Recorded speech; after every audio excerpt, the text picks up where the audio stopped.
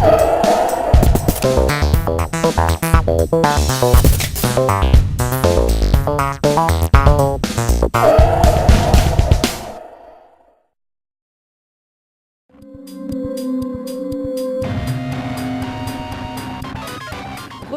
Réberti Ingigliardi de Saint-Martin-Vésubie. Faites-vous partie de la commission du film? Absolument au titre de mon village que je représente, Saint-Martin-Vésubie. Donc vous êtes une habituée de ce festival? Absolument pas, c'est ma première. Par contre, j'adore mon village et je peux en parler. Et on voit régulièrement, ou en tous les cas, il s'est tourné quelques films dans l'arrière-pays. Et on aime bien voir traîner les caméras, des équipes, les repérages, et voir un petit peu comment peut être mis en valeur notre patrimoine. J'espère qu'il y aura des gens qui viendront à l'issue de ce cocktail découvrir l'arrière-pays tout aussi bien que la Côte d'Azur pour pouvoir concevoir, imaginer des histoires, pourquoi pas des séries, des reportages qui puissent répondre aux attentes du téléspectateur quel qu'il soit. Bonsoir monsieur le sénateur. Bonsoir. De quelle ville êtes-vous? Je suis de Grasse, la capitale des parfums, qui vit au cœur de la Côte d'Azur. Faites-vous partie de la commission du film?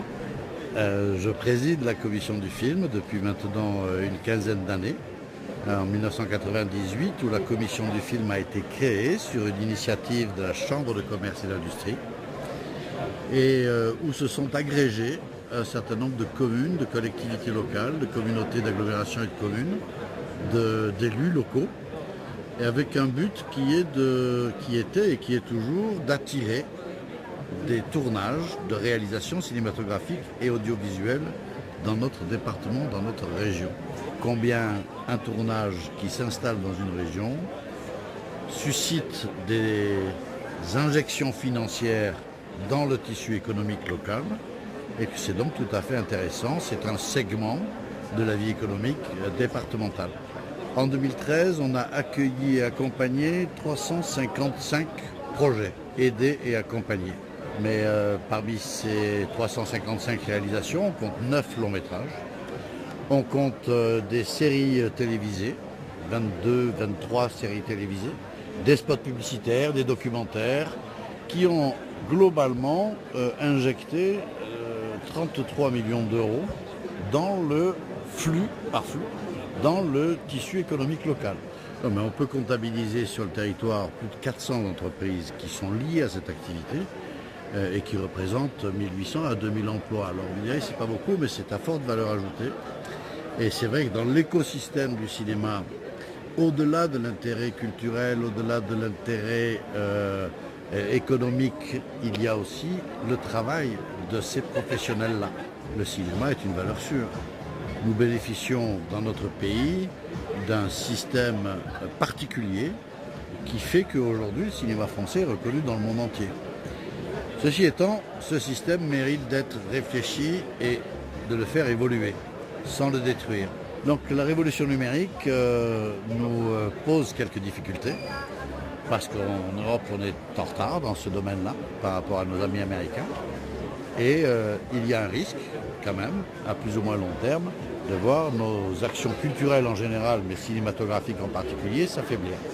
Je pense que votre région est un écrin merveilleux pour le cinéma français et international. Oui. Et on ne peut que vous féliciter, vous encourager. Je ne suis pour rien dans la qualité de la lumière et dans la qualité des paysages et dans la qualité du patrimoine. Ce sont des héritages.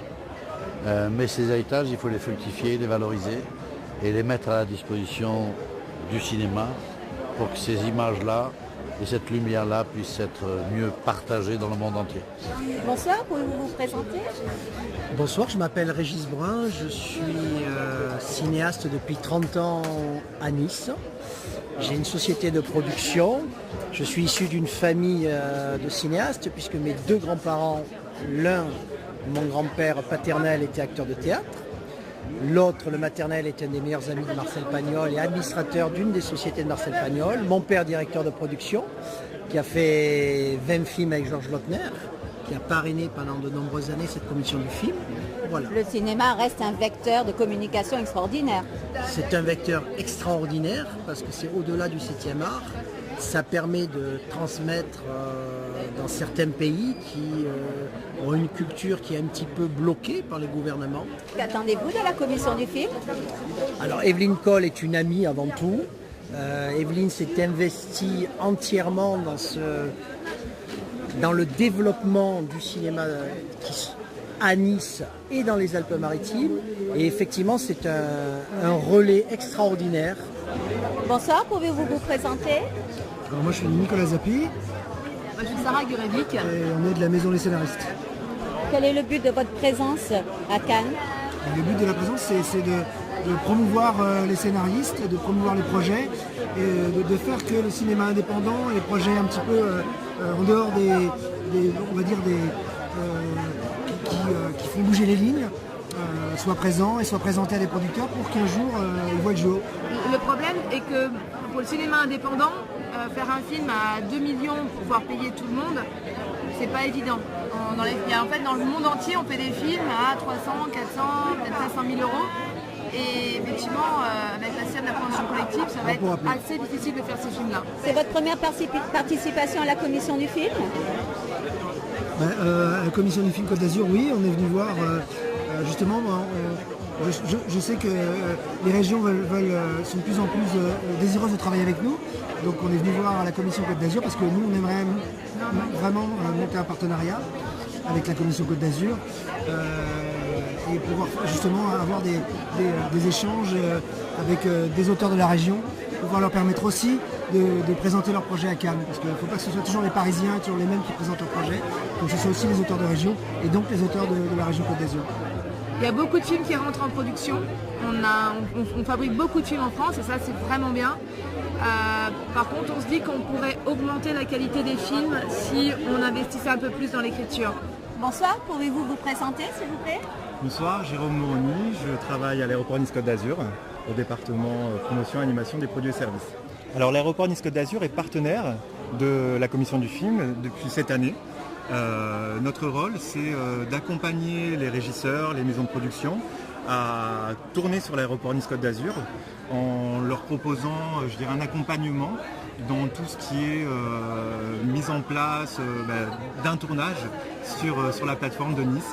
On leur facilite la tâche, tout simplement, en prenant l'intégralité, je dirais, de la partie administrative pour rendre de façon opérationnelle le tournage de jour J le plus simple possible.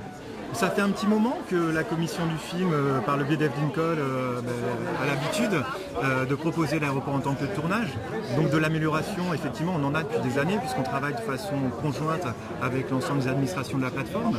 Ce qui veut dire qu'aujourd'hui, tout se fait de façon beaucoup plus aisée. Auriez-vous un vœu à évoquer? Moi, c'est pas un vœu, c'est un petit peu comme un rêve.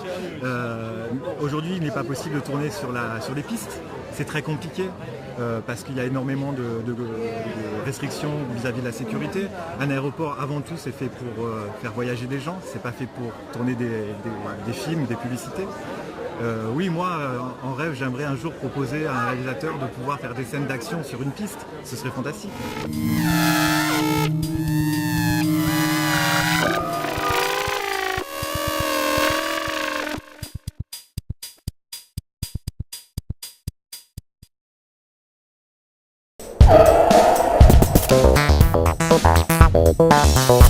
Thank you.